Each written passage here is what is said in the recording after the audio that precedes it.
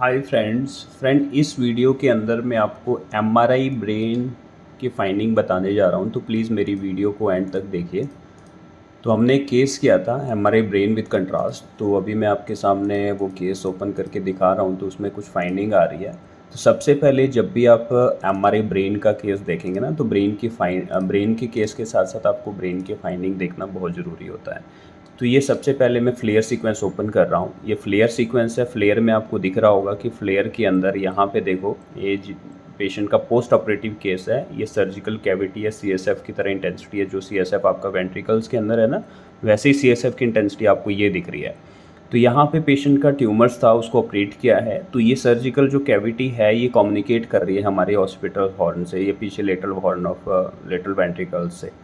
ठीक है, तो इसे कम्युनिकेट कर रही है। उसके साथ साथ देखिए यहाँ पे क्या है, आपको फाइंडिंग नज़र आ रही होगी। यहाँ पे देखिए हाइपर इंटेंस सिग्नल है, और यहाँ पे देखो कम्युनिकेटिंग सा ये हाइपर इंटेंस सिग्नल है यहाँ पे। और उसके साथ साथ आप देखोगे हल्का सा, आप टेंटोरियम में जाओगे, यहाँ पे देखो ये थोड़ा सा यहाँ पे अबनॉर्मल सा सिग्नल है।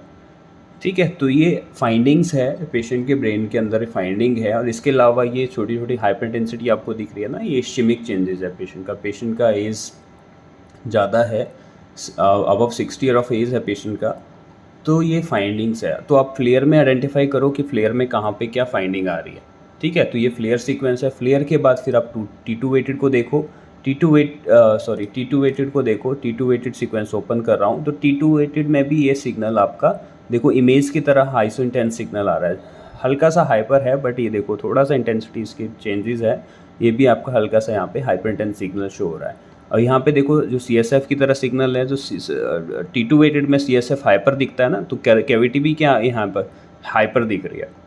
ठीक है, तो ये जो हल्का सा यहाँ पे हाइपर इंटेंसिटीज दिख रही है, ये सस्पेक्टेड लीजन है। देखो मेनिंजेस लेयर से कनेक्ट है, पीछे मेनिंजेस लेयर से कनेक्ट है। आगे आप जब कंट्रास्ट की सीक्वेंसेस देखें तो उसमें आपको क्लियर आइडेंटिफाई होगा।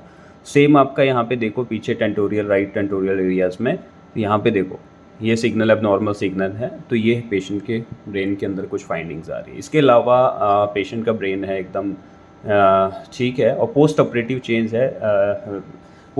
चेंज है, राइट ऑसिपिटल क्रैनियोटॉमी हो रखी है पेशेंट की। ठीक है, तो 3 to 4 ईयर पहले पेशेंट का ऑपरेशन हुआ था। तो अब पेशेंट को दोबारा सिम्टम आना शुरू हुए हैं, तो पेशेंट की अगेन यहाँ पे कुछ फाइंडिंग आ रही है। तो वैसे ही आप डिफ्यूज़न को देखो कि डिफ्यूज़न रिस्ट्रिक्शन उस एरिया में है या नहीं है। हल्का सा यहाँ पे देखो डिफ्यूज़न में थोड़ा सा हाइपर इंटेंसिटीज़ आ रही है। ये जो CSF इंटेंसिटीज़ है जो कम्युनिकेट कर रही है वेंट्रिकल से, वो CSF की तरह सिग्नल दे रही है। तो इसके अलावा कुछ एडिशनल ये देखो लीजन थोड़ा सा हाइपर इंटेंसिस में नज़र आ रहा है, ये देखो। ठीक है, तो इसके अलावा आप GRE में देखो। GRE में कोई भी ससेप्टिबिलिटीज़ नहीं है, GRE एकदम नेगेटिव है हमारा। ठीक है, अब इसके अलावा आप T1 वेटेड सीक्वेंस को देखो, तो T1 वेटेड में भी आपका ये आइसो इंटेंस सिग्नल है। कोई हेमरेजिक कंपोनेंट्स नहीं है, कोई सब एक्यूट या एक्यूट कोई फाइंडिंग नहीं लग रही है ये। तो यहाँ पे देखो जो लीजन है वो आइसो इंटेंस इमेज की तरह का सिग्नल, जैसे ब्रेन के पैरेन्काइमा का सिग्नल है ना, वैसे ही इसका भी फाइंडिंग का भी आइसो इंटेंस सिग्नल। तो इसमें हम डिफ्रेंशिएट नहीं कर सकते हैं कि T1 वेटेड में फाइंडिंग नज़र आ रही है कि नहीं आ रही है। ठीक है, तो T1 से भी कॉरलेट करो। T2 से में फाइंडिंग हाइपर आ रही है, तो T1 में हाइपो आ रही है। ठीक है, फ्लेयर में हाइपर आ रही है, T2 में भी हाइपर आ रही है, डिफ्यूज़न में हल्का सा रिस्ट्रिक्शन है, और GRE में नेगेटिव है, T1 में भी नेगेटिव है। ठीक है, T1 में भी हाइपो इंटेंस लीजन है। अब कॉर्नल T1 देखो तो कॉर्नल T2 देखो तो कॉर्नल T2 में भी आपका ये फाइंडिंग आपको हाइपर इंटेंस दिखी, ये देखो।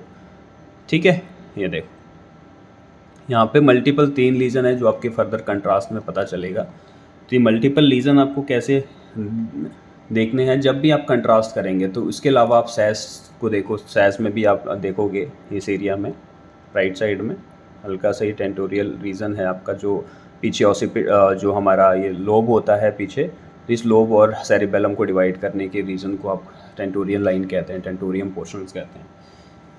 ठीक है, ब्रेन के लोब और सेरिबेलम के बीच वाला पोर्शन को टेंटोरियम लाइन्स कहते हैं। अब जैसे ही आप कंट्रास्ट करेंगे ना, कंट्रास्ट के बाद आपके सीक्वेंस, ये ब्रेवो सीक्वेंस है, पोस्ट कंट्रास्ट सीक्वेंसेज है, तो इसके अंदर आपको ये फाइंडिंग क्लियर नज़र आएगी। स्क्रॉल करके इमेज को देखो अच्छे से, ये देखो फर्स्ट लीजन आपको ये दिख रहा है, पहला लीजन आपको ये राइट टेंटोरियम में दिख रहा है। उसके अलावा एक लीजन आपको यहाँ पे दिख रहा है, देखो ये लीजन कुछ इस तरह से टेंटोरियम लाइन को कन्वे कर रहा है।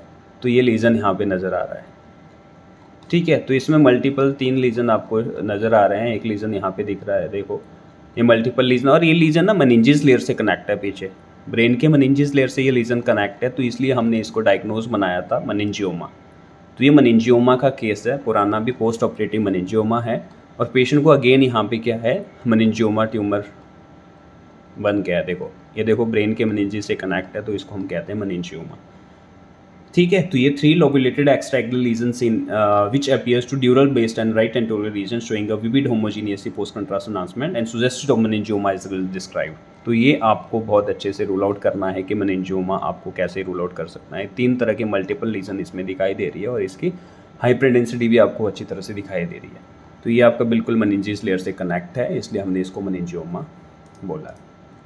और इसको कॉर्नल से भी कॉर्लेट करो, कॉर्नल के अंदर भी ये फाइंडिंग आपकी बिल्कुल, ये देखो ठीक है, ऊपर वाला लोब है, सेरिबेलम है, ये टेंटोरियम लाइन है, तो ये इसको इन्वॉल्व कर रहा है, तो ये टेंटोरियम, इसको हमने क्या डायग्नोज किया है meningioma, in case of meningioma. ये देखो ठीक है, क्लासिकल फाइंडिंग है, तो आप केस को देखो अच्छे से। ये क्लासिकल फाइंडिंग तभी आपको नज़र आएगी कि इस तरह की फाइंडिंग आपको इसमें देखनी है, और इस तरह से आपको कंट्रास्ट के सीक्वेंसेस के साथ साथ फाइंडिंग और ब्रेन के ट्यूमर को रूल आउट करना है।